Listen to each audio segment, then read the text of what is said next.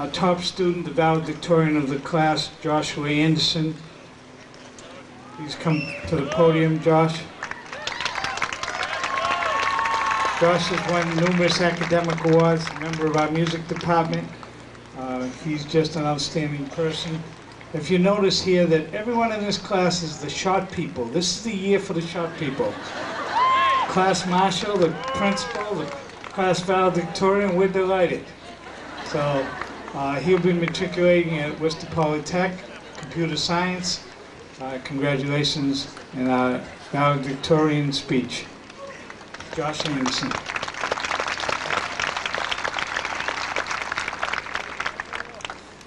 Good afternoon, families, faculty, friends, esteemed guests, and class of 2003.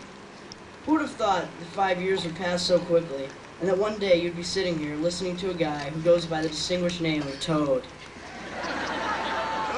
I must admit I'm not a speechwriter by any means, so I began the task of writing this speech by eliciting ideas from my friends.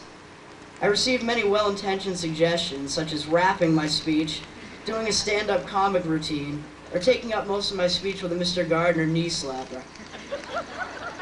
After days of deliberating, I decided to stay with a more traditional format and finally wrote it a day before it was due. My memories of Marshfield High are diverse and quite vivid.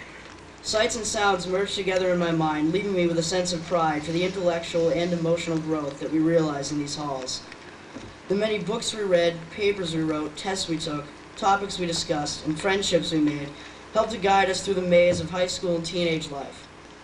Serious as well as humorous moments within and outside these walls aided our transition from youngsters to young adults. We started out as small, apprehensive 8th graders amidst a sea of upperclassmen. Okay, maybe I'm overgeneralizing on the small descriptions, as many of you were as tall then as I am now. The rumor that the 8th graders would be fairly isolated from the older students proved to be inaccurate, as we walked the corridors with kids twice our size. Many parents were concerned about the size and maturity factors, but I honestly don't remember being that intimidated by the prospect. In fact, I soon learned that being undersized can have its advantages when several upperclassmen took it upon themselves to become my bodyguards.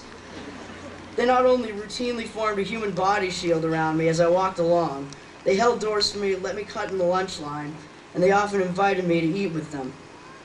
I was privy to many conversations about girls, cars, and fake IDs, and I couldn't wait to be an upperclassman. In reality, the next few years brought with them a life very different than that which my bodyguards had boasted. I found my niche more as a geek than a babe magnet. Marshfield High fosters such an atmosphere of diversity and acceptance. We were all encouraged to find our own interests and pursue them. Whether being an athlete, musician, or computer nerd, some very unique teachers helped to guide us along the way. We can all agree that we've had some great teachers at Marshfield High School who have impacted our lives.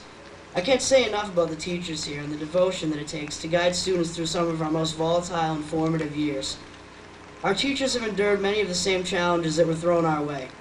From the influx of over 300 8th graders back in 1998, to a tough high school curriculum, to the infamous MCAS test, the teachers here at Marshfield High stuck by us. They never settled for anything less than success for each and every one of us.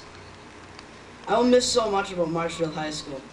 I know that many of us come away from this experience with a clearer understanding of who we are and where we are heading. We were on a journey of self-discovery, from the first time we entered the front doors and fumbled with maps to find our way through the halls, wondering why there was no map of the 3rd floor.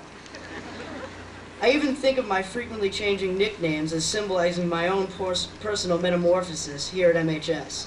I grew from Big Guy, first termed by Mr. Bakey in 8th grade, to Big Show the next year.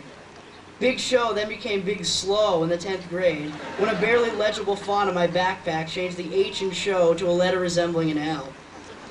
Through it all, the term Toad kept resurfacing, thanks to the fact that I was short with a bowl haircut and resembled Toad from Super Mario. The name would actually have more literary flair had it been derived from Mr. Toad in Wind in the Willows. After all, he was a bit of an eccentric who was known for his poor driving skills. I'm not sure how long I'll carry this name with me as I move on, but I must say it will forever encapsulate my memories of MHS.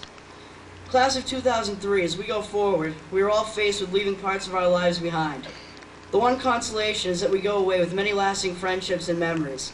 Best wishes to all of you as you continue on your journey.